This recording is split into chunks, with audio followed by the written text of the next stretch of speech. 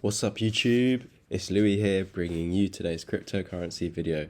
So we're of course going to start off the day with Bitcoin. We had some amazing news coming out of the Fed. The interest rates will be staying the same until roughly March, maybe even pushed on to May. So everything's staying the same. They said that the economy is going to be pumped basically. How have they been doing this in the past? How they've been pumping the economy? You've seen that the stock market has already been rallying. So we already know that the stock market is a fake market. Why? Because the dollar, the America, they just keep printing money to put into the stock market basically, and that's what devalues their currency. And if the stock market's going up, cryptos are going up as well basically. So it's all good news until probably March, May, but you know already that we've been in consolidation for 12 months, and this sort of news is what's going to send us out of this consolidation period. Of course, it's not the it's bullish. It's very bullish news, but it's not extremely bullish like, let's say, Amazon or Apple getting into crypto. You know what I mean? It's just basically saying that the crypto cycle is just going to extend a little bit more than when it would end, like by the end of December, as it usually would. So what I do like is, of course, I've given you two scenarios which I want to see. I want to see either us close here or here, basically, on the monthly candle close. We do have 15 days, 15 hours. Nice. So remember, guys, if we were to ever lose that 12 EMA, you're going to roll to that 20 EMA at 37k. But I'm not looking at 37k at all until you lose the 12 EMA at 44k. So, and this is a level which I said that we could come down and retest once again if we were to roll over 44.5, because we already looked at the smaller time frames the other day and yesterday, and we saw that there was no tap of there was a breakout of resistance but no tap of support. Yes, we did get the tap of support with these wicks, but no tap of support with the bodies. Again, it doesn't have to, because it has already done it with the wicks, but a lot of the time that it does do it. It doesn't have to, not 100% of the time. Nothing here is 100%. So what I do like, if we go now, turn on the drawings, it's a bit messy, isn't it, guys? So obviously we know about this large falling wedge, which we literally got out of this wick over here, dragging it through these points. So let's just get rid of it now, because I'm going to draw a different falling wedge for you.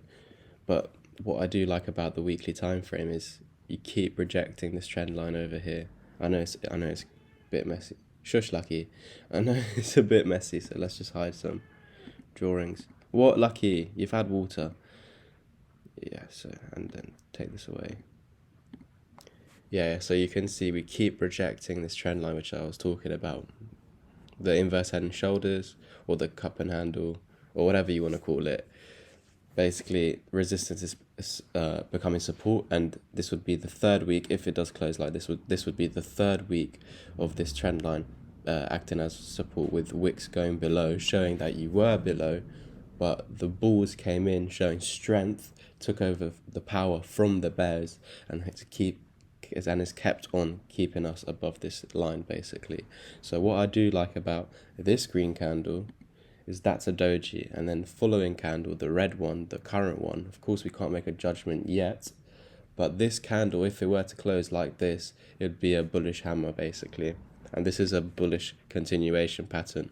Or for example, we've seen two down here, or 1, 2, 3, so this one would be a spinning top, but you have another one here. But basically, if it's at the complete, and listen, if it's at the complete bottom of a downtrend, it will reverse the trend. If it's at the complete bottom, if it's mid downtrend, it's not going to work. It may work in the short term. If it's in an uptrend, it will work. So you have a red one there, you have a green one there. These two here are bullish hammers. They've just got extended bodies basically. But all it's saying is that I was down here, and then I didn't like staying down here. I got pushed up by the bulls basically. So in this case, it's a bullish continuation pattern. In this case over here, well, you are in an uptrend, but we were in a daily downtrend. You know what I mean? We were in a longer term downtrend, and you got one here, which has signaled the exact bottom, and you just rolled over, filled in the wick, and then carried on going. And then look, you have another green one here, bullish hammer over here. So some have small bodies, some have really, really large bodies. So even that red one's a bullish hammer, but we were caught on this lower high. So this was a short-term downtrend, and that's why you can see here it only worked in the short term. So I hope you understood the bullish hammer at the moment. So we'll get them drawings back. Boom, boom, boom. Is there anything else? No. Perfect. So now we're taking a look at the daily time frame. We can see that we're still in this ascending triangle because you keep faking out below it, of course. But at the same time, you could potentially, well, you're in this descending channel as well with the pink lines. But some people may say it's a falling wedge, which I completely can see. But some people may say it's also a bear flag. So it's all up for interpretation. It could be both. So what I'm going to do is just wait for the breakout. You know what I mean, guys? What I can see though is that we are getting rejected from the 12 EMA on the daily time frame, and we have had that bearish cross where the 12 EMA has gone under the 20 to the 200 EMA, and so this is just a signal that you're in a downtrend, which we know already. You know what I mean? We know we're in a downtrend on the daily time frame, but that's just a signal saying, yeah, you are in one. If this goes under it, you don't want that at all, basically, or even the 55, you do not want that at all. You don't want no death crosses over here. Look what happened last time you got that, when they all went below. This went below first, so this one going below is the precursor for this one, and this one going below is the precursor for this one. And you can see we get caught under the 200, the white line, and we don't want that really. So what we do want to see is potentially we do get rejected here. You might even get rejected without touching it. You roll over, form some double bottom, because I loved the news yesterday, right? And I was actually, because we did pump, I was actually expecting the fear and greed index to go a bit higher, but I was surprised, to be honest. It only went up 1, so I do like that. But we're at 29 today, I think. Let me just double check. Fear and greed. Yeah, the whale didn't buy yesterday, by the way, because it pumped. I'm guessing he likes buying it low. So look, we're at fear 29. So yesterday we were at 28. I think the day before we were at 21, which was a crazy jump up. But what I do like is this candlestick pattern. So it's like the bullish hammer, but it's got much larger wicks to the upside, but it's smaller compared to the bottom. If they're equal like this over here, you see we are at resistance. This one here is a doji. When you come up to resistance or support and you form a doji, that's a reversal candlestick pattern. So doji at resistance, the 200 EMA went down. Then you come back up, and this one here is a bullish spinning top. So this is actually a bullish candlestick pattern. It just needs to be at the bottom. Lucky, stop scratching the door. So yeah, that's a bullish candlestick pattern. So I can see the interpretation of the broadening wedge, yeah. But then it also could be the flag pattern. So we just need to wait. Breakdown. We do have an ascending triangle target to the bottom over here at 42k. If you break up out of this, we'll retrace to the top over here, which will take us to 52k, and this is actually the level where I would start getting bullish, basically.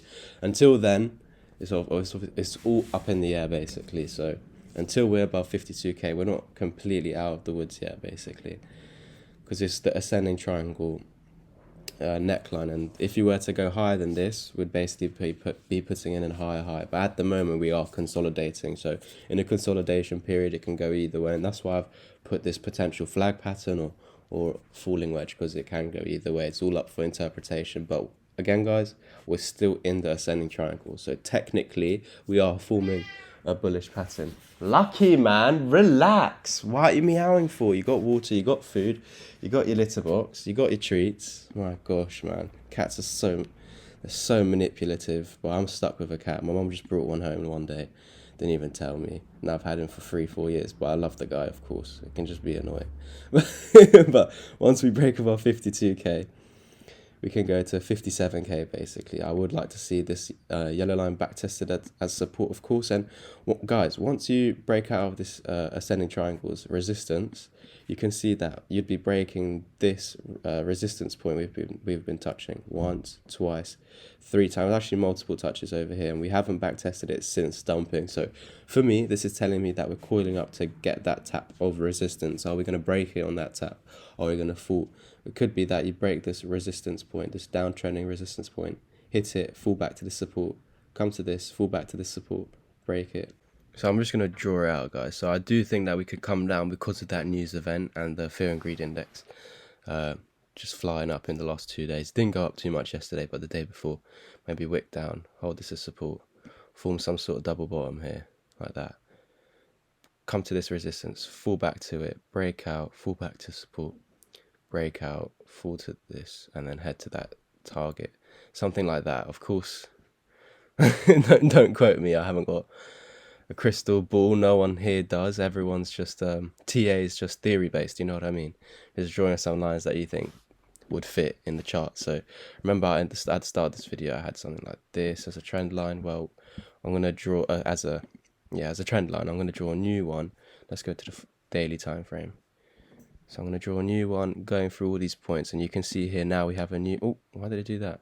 Now we have a new falling wedge basically. Let's turn that purple, pink, purple, whatever. Oh my gosh, so messy, but you can see what I mean, guys. Like, I do like the daily candlestick close yesterday, but I do think that we're feeling resistance basically over here. So if we were to roll over, don't worry, we're still in this falling wedge or bear flag or whatnot. It's all that's why I'm not going to say the name of it, because it's up for interpretation, and doesn't matter what it is because you're still in an ascending triangle, and it's all about support and resistance. So break this resistance, we're going to the top here, where we can fall back to support and break out, or lose this support and we're going to go down to here basically. It's all about support and resistance, and we're just showing you that there's a descending channel. And the descending channel usually breaks to the upside, but we had a descending channel over here and it broke to the downside. So that's why I'm just making you guys aware that it can break to the downside. So that's why I'm not going to say too much about the names of it. So yeah, that's pretty much it. There's not much to say. Let's look at the 4 hour. We do have that yeah, let's just look at the short time frames. I know you guys love that, but I'm a swing trader, so I don't really care about the short term. Like when I buy, I just hold until like a much longer term target, so my trades can go into minus, and I don't care because I know the crypto won't go to zero, so I can hold the minus. I'm like a I'm a swing trader. I can hold like, for example, I've been holding for 2.5 years and I haven't sold a lot of my cryptos. Like if I've sold, it's because I want to spend that money. But yeah, we have a double bottom over here. Of course, we got rejected nastily, which I was obviously warning you guys about. I said we're going to lose this double bottom support because I think the same thing here is going to happen when we roll over. That's exactly what we were doing. We rolled over, but at support down here, the Fed news where they said they're keeping the interest rates the same came out, broke us above this larger double bottom now. So we got a technical target. I'm just going to measure from bodies now. From here to here, you got a technical target sitting above this descending channel's resistance point, and that's sitting at roughly 50k basically. So of course, look over here, you did overshoot it and fall back. So if we were to do that, that's completely fine. It could be the fact that you're making one bottom, two bottom, like I've been talking about, breakout, hold that support, break out of the ascending triangle's resistance, confirm that support, and head to, what was it, 57k. So it's looking bullish, it's looking bearish, but more bullish than bearish at the moment. So I hope you enjoyed this video. It's all about this this channel that we're in right now. If it wants to break out to the downside, 42k retest. It could potentially come down to the 44.5 because this double bottom was never retested as support over here. You have done that with the wicks, but not with the bodies. So if we were to roll over one more time, could bounce off here, get back in, lose that, you're coming down to here. So it's all about that descending channels, support and resistance point. I hope you enjoyed this video. I hope you understood it. If not, just watch it back again. I'll catch you in the next one. And as always, peace.